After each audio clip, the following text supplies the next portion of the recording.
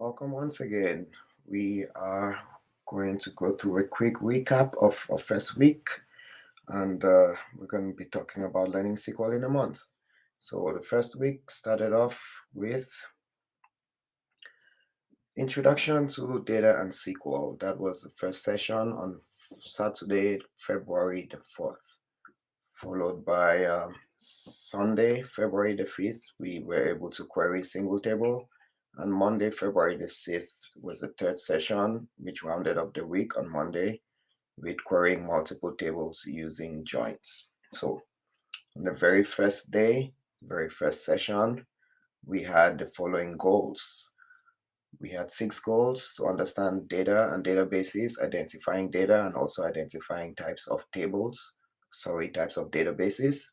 We went ahead and tried to grab a understanding of what SQL is used for, and went a little bit further to talk about identifying types of SQL statements. At the end of the day, we were able to identify database objects as well in a schema. After going through that review, we had some time to get our hands wet with some lab activities. So we went to Azure SQL on the cloud and to create a server and also connect using a tool, Azure Data Studio, which was preferred to SQL Server Management Studio, also known as SSMS. That's because it can be used on either platform, be it Mac or Windows, as well as Linux platforms. So we're able to talk about the local versus remote setup. We connected to our database after connecting to the server, and we're able to explore some objects within the folders.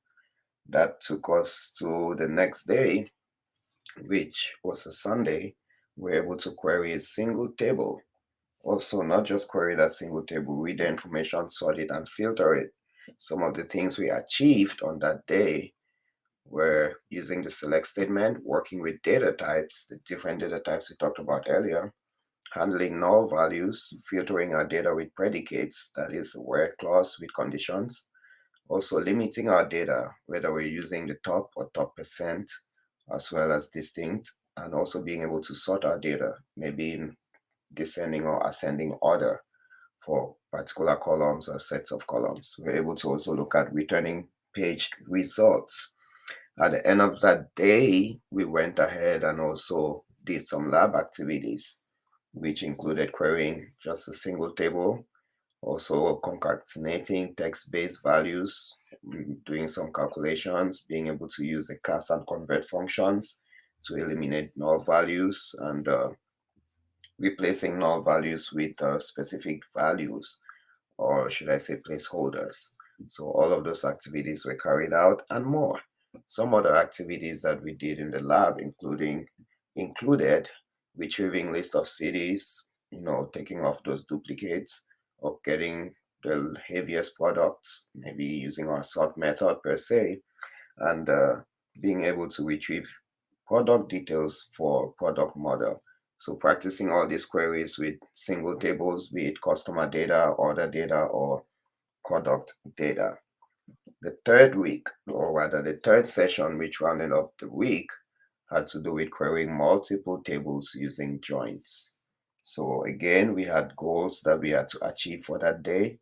The goals included describing join concepts and the syntax of writing joins, and querying tables using inner joins, outer joins, cross joins, as well as self joins. So the activities, obviously, that we're able to practice included using inner joins to query the product and product category tables, making sure that we understand that the inner keyword is optional, and using aliases. We could also join multiple tables that are over 2, maybe 3 tables in this case.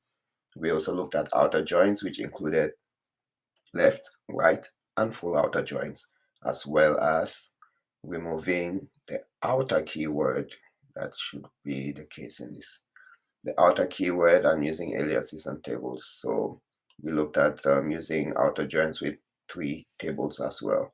So cross joins, again, not very popular, but we were able to look at those, as well as self joins that rounded up the day. and encourage you to ask any questions if you have some.